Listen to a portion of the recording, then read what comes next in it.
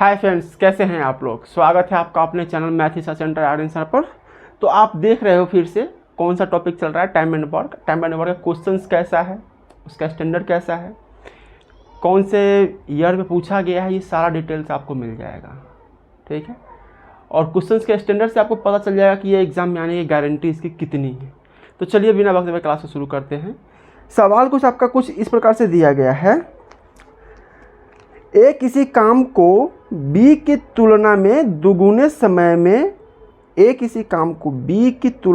दुगुने समय में तथा सी की तुलना में तिगुने समय में करता है। तो ए किसी काम को बी की तुलना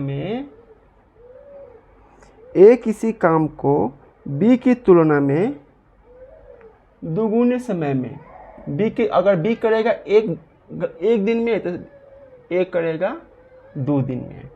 और सी के तुलना में तिगुने समय में, तो सी करेगा अगर 1 दिन में तो ये करेगा 3 दिन में। अगर हम इसको बराबर करें, ठीक है, अगर मैं इसको ए का जो वैल्यू है इसको बराबर करूं तो इस दोनों को 3 से गुना करना पड़ेगा इससे, या इसको गुना करना पड़ेगा 2 से। तो कितना हो जाएगा 6, ये कितना हो जाएगा 2, और ये कितना 3। नीचे वाला से ऊपर वाला में गुना करना है। हाँ, इसको 3 से गुना करेंगे तो ये हो जाएगा 3, और ये हो जाएगा हमारा 2। ठीक है, अब ये हो गया कि ए 1 दिन में 6 काम करता है, बी 1 दिन में 3 काम करता है, सी 1 दिन में 2 काम करता है। अब टोटल वर्क क्या हो जाएगा हमारा, टोटल वर्क 6 3 2 का एलसीएम 6 हो जाएगा। ये हो जाएगा हमारा टोटल वर्क। तो 6 से 6 कट जाएगा एक बार में, 3 से 2 बार में, 2 से 3 बार में। मतलब ये हो गया कि ए 1 दिन में 1 काम करता है, बी 1 दिन में 2 काम करता है, सी 1 दिन में 3 काम करता है। ठीक है, ये है टाइम टेकिंग। मतलब बी का 2 गुना टाइम लेता है ए। अगर ए कोई काम 1 दिन में करता है तो वो लेता है 2 दिन। अगर सी कोई काम 1 दिन में करता है तो ए लेता है उसका 3 दिन। ठीक है, यहाँ तक तो कोई दिक्कत नहीं आया होगा आपको। आगे देखते आगे क्या कर रहा है। यदि तीनों मिलकर काम को 1 दिन में करते हैं, तो तीनों मिलकर काम को 1 दिन में कितना करेगा, ए प्लस बी प्लस सी 1 प्लस 2 प्लस 3, मतलब 6 काम करेगा। 6 वर्क करेगा ये तीनों मिलकर 1 दिन में। टोटल वर्क भी 6 है, मतलब 1 दिन में काम खत्म हो जाता है, तो 6 काम 1 दिन में खत्म हो गया। अब सवाल यहाँ पे ये कहा, तो ए अकेला उस काम को कितने दिनों में करेगा, तो टोटल वर्क हमारा है 6, ए की इफिशियंसी है 1। ठीक है, तो ए अकेले इस काम को कितना दिन में करेगा, तो 6/1 6 दिन डेज। ये हो गया हमारा आंसर। ऑप्शन नंबर सी हमारा सही आंसर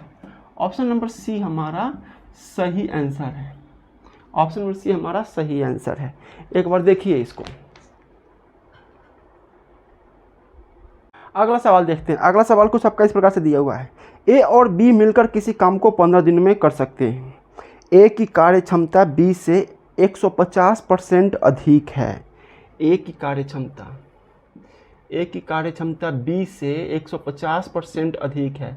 तो मतलब अगर ए का है 100% और इससे 150% ही अधिक है तो कितना हो जाएगा 250%। ठीक है, इसको काट दीजिएगा।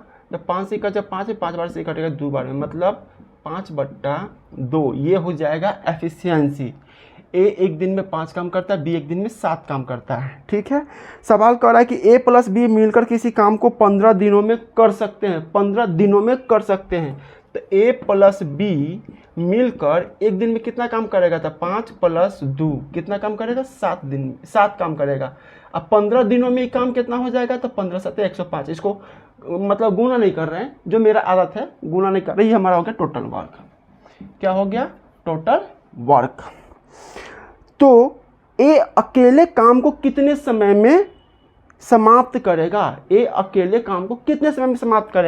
तो ये टोटल वर्क को ए के एफिशिएंसी से डिवाइड कर। ए की एफिशिएंसी कितना है 5, एक दिन में कितना काम करता है? 5 काम करता है। 5 से डिवाइड कर दीजिए तो 5 × 15, 7 × 21 days. This is the answer 21 days. ठीक है, option number B, option number B हमारा सही आंसर। सवाल देखने से आपको लग रहा होगा कि सवाल काफ़ी ज़्यादा उठापटा करने वाला होगा, लेकिन बिल्कुल नहीं। देख रहे हैं ना कितना स्टेप में बन रहा है। चलिए एक बार देखिए इसको। अगला सवाल देखिए। अगला सवाल कुछ इस प्रकार से दिया हुआ है, ए की कार्य क्षमता बी की तिगुनी है। ए की कार्य क्षमता बी की तिगुनी है। ई क्या है? यहाँ पर इफिशियंसी का बात हो रहा है। ए की कार्य क्षमता बी की, अगर ए का 1 है तो बी का तिगुनी है। हम जानते हैं टाइम क्या होता है? टाइम होता है इफिशियंसी के प्रोपोर्शनल। तो ए एक दिन में 3 काम करेगा तो बी एक दिन में 3 काम करेगा तो ये हो जाएगा एक काम को 3 दिन में करेगा। ठीक है, बी एक काम को 3 दिन में करेगा और उसी काम को ये 1 दिन में करेगा। एक दिन में 3 काम करेगा वो। ठीक है, 3 गुना पावर है ना। ठीक है, तो अब इसमें सवाल क्या कह रहा है? इसलिए वह किसी काम को बी की तुलना में 40 दिन पहले खत्म करता है। 40 दिन पहले खत्म करता है मतलब कि ए बी से 40 दिन पहले। मान लीजिए कि अगर एक गोरा 120 दिन ले रहा है तो एक गोरा 80 दिन ले रहा है, तो दोनों का दिन का अंतर कितना है? 40 दिन। तो ये 40 दिन पहले खत्म होता है, ये 40 दिन अंतर है दोनों का। कितना अंतर है? 40 दिन। और इस टाइम में हमारा अंतर कितना है? 2 यूनिट का। 3 यूनिट है, 1 यूनिट है, 2 यूनिट। तो 2 यूनिट बराबर 40, तो 1 यूनिट बराबर क्या हो जाएगा? 1 यूनिट बराबर हो जाएगा 40/2 कर दीजिए 20। तो मतलब कि ए एक पूरे काम को 20 दिन में खत्म करेगा और ये करेगा 20 × 60 दिन में। अब टोटल वर्क क्या हो जाएगा हमारा? टोटल वर्क हो जाएगा हमारा 60। ये कटेगा 3 बार में, ये कटेगा 1 बार में। मतलब कि ए एक दिन में 3 काम करेगा, बी एक दिन में 1 काम करेगा। ठीक है, और टोटल काम कितना हो गया हमारा? 60। ये हो गया हमारा टोटल वर्क। अब सवाल क्या कर रहा है? तो दोनों मिलकर काम को कितने दिनों में समाप्त करेंगे? दोनों मिलकर, तो दोनों मिलकर ए प्लस बी दोनों मिल जाएगा तो एक दिन में कितना काम होगा? 3 + 1 4 काम, 4 वर्क। और एक दिन में ये 4 काम करता है। टोटल काम करने के लिए कितना है? 60 काम। तो 60 काम कितना दिन में होगा? तो 60/4 कर दीजिए 15 दिन, 15 डेज। ये हो गया हमारा आंसर। देख रहे हैं ना कितना फटाफट बन रहा है सवाल। Option number D, option number D हमारा सही आंसर। ऑप्शन नंबर डी हमारा सही आंसर है। ठीक है, एक बार देखिए इसको। अगला सवाल देखिएगा। अगला सवाल कुछ आपका इस प्रकार से दिया हुआ है, ए तथा बी मिलकर किसी काम को 12 दिनों में कर सकते हैं। ए की कार्य क्षमता बी की 2 गुनी है। ए की कार्य क्षमता बी की 2 गुनी। बी का 1 है तो ए का 2 है। ये क्या है? Efficiency, efficiency. ठीक है, तो ए प्लस बी मिलकर एक दिन में कितना काम करेगा? ये एक दिन का इफिशियंसी है। तो 2 + 1 मतलब 3 वर्क, 3 वर्क। और ये दोनों मिलके ए तथा बी मिलकर किसी काम को 12 दिनों में ख़त्म कर दे रहा है। तो 12 दिनों में कितना काम करेगा? तो 3 × 12। ये हो गया हमारा टोटल वर्क। ठीक है, अब सवाल में ये कह रहा है तो बी अकेले कितने दिनों में काम समाप्त करेगा? तो बी एक दिन में कितना काम कर रहा है? 1 काम कर रहा है। हमारे पास करने के लिए कितना काम है? 12 × 3 36। इसको डिवाइड कीजिए 1 से तो उतना ही रह जाएगा। 12 × 36 36 डेज। ये हो गया हमारा आंसर। ऑप्शन नंबर क्या है इसका? ऑप्शन नंबर सी।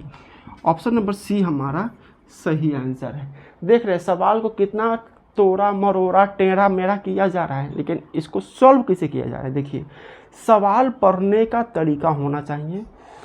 क्वेश्चंस को आप जितना बारीकी से माइंड कॉन्सेंट्रेट करके पढ़ोगे उतना जल्दी क्वेश्चन सॉल्व होगा। और बढ़िया से पढ़ लिया तो समझ लो 50% क्वेश्चन वहीं सॉल्व हो गया। ठीक है, तो फ्रेंड्स चैनल को सब्सक्राइब कीजिएगा, वीडियो को लाइक शेयर कीजिए और कमेंट करके बताइए कि आपको कैसा लग रहा है। मिलते हैं अगले क्लासेस में।